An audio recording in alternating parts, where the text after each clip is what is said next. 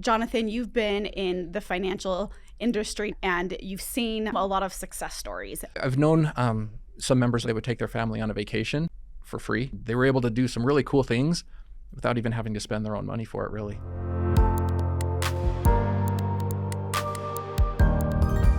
So any other tips you have for responsible credit card usage? Obviously, you just want to review. You're going to get the credit card with the lowest rate.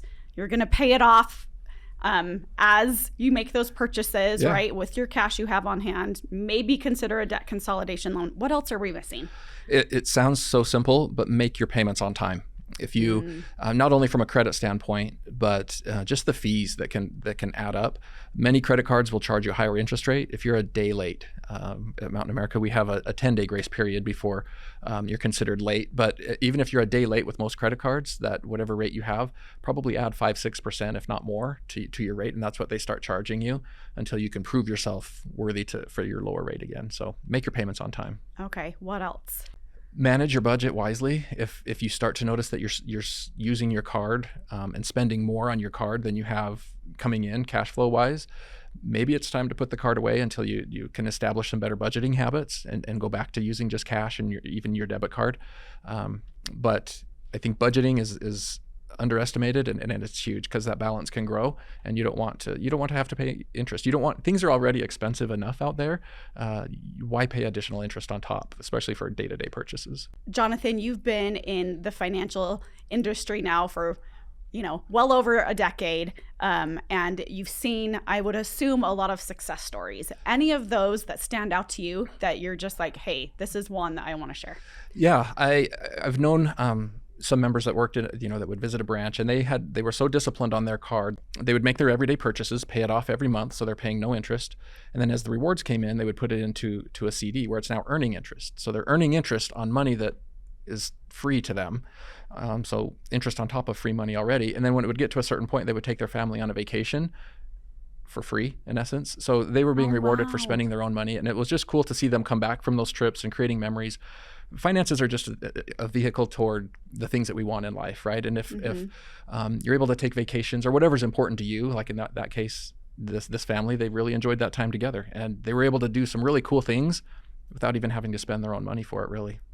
That's amazing. Yeah. I mean, when you think about it that way, right? If we can be disciplined enough, which is always the hardest part, right? And life's going to happen. Yeah. And again, we have these tools for us when, we can't deny the fact that so many people in our country are utilizing credit cards, right? I mean, the stats speak for themselves. They are. But at the same time, like, the opportunity's there for us too. Yeah.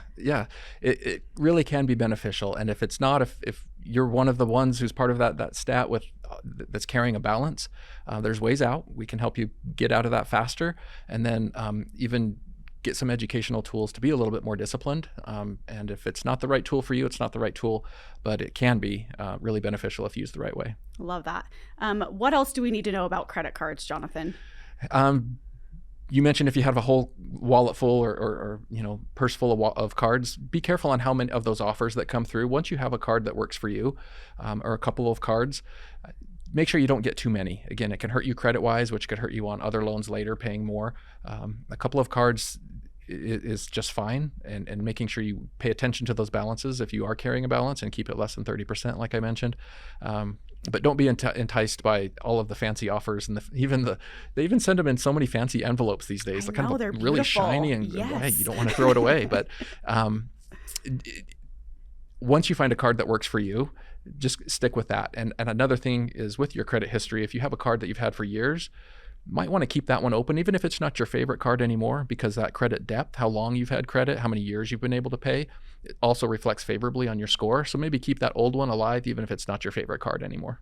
Yeah. So just to review, we're going to keep old credit lines alive to help with our credit.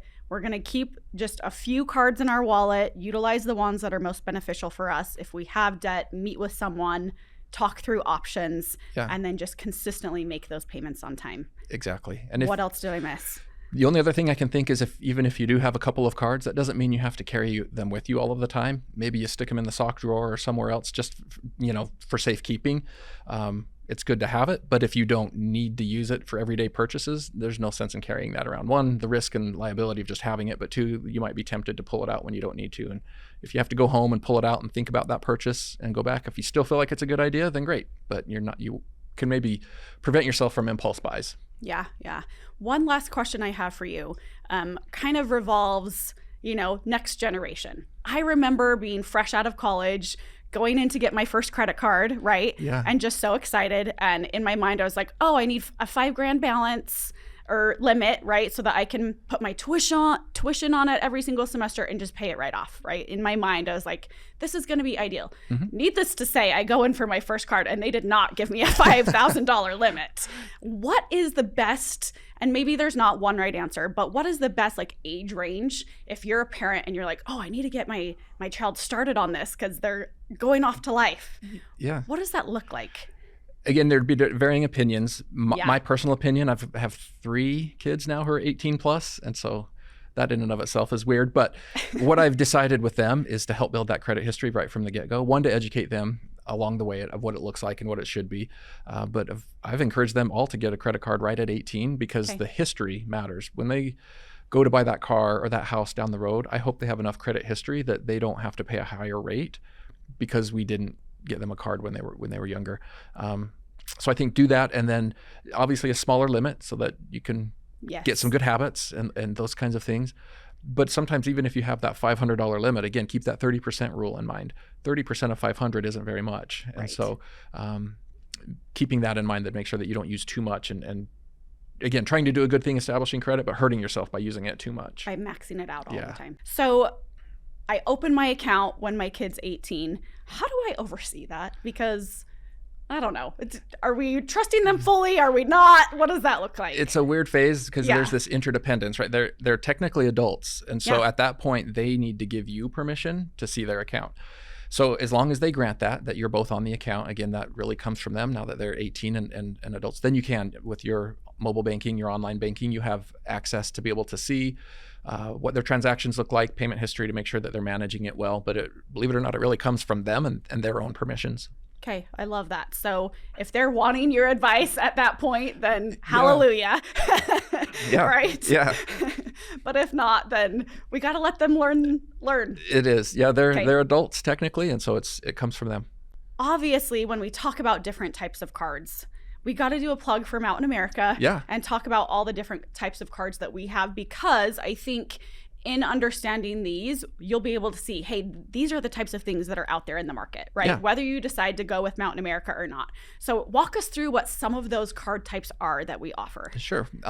3 card types, none of which have an annual fee. None of them have an annual fee. And if you do a cash advance on any of them, you get charged the same rate. So those are some features that separate our cards from others that are out there. Yeah. But of those 3 types, one is a low rate card. So it has the lowest rate possible. Probably would be wise for people who might carry a balance over from time to time and are going to be charged some interest. It comes with the lowest rate. The next 2 have slightly higher rates, but again, if you're paying them off monthly, you don't pay any interest anyway.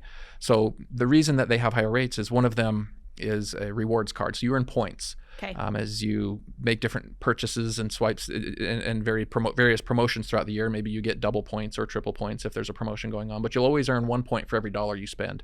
And as those points accumulate, you can redeem them for gift cards, for cash, for travel rebates, other things that again are all your benefit, whatever's most important for you. Yeah. The third one is a cashback card. So for every purchase you make over every quarter, you'll get cash back at a certain percentage that comes back to you in the form of cash. It's just deposited into your account. So a great way to again get money back for just simply spending your own. Types to watch out for when it comes to credit cards, understanding which one is best for you. Yeah. And if you're not sure, that's again where we advise you to just sit down with one of our representatives and they can look through and ask you some questions about your spending habits and how you typically do things, and it'll be usually pretty clear which one's best for you. Awesome. Love that. Well, thank you so much, Jonathan. I definitely learned a lot today and really appreciate your insight. I appreciate the chance to be here. Thank you. Yeah, thank you. And thanks to all of you for joining as well. And we will see you on the next episode of Guiding You Forward.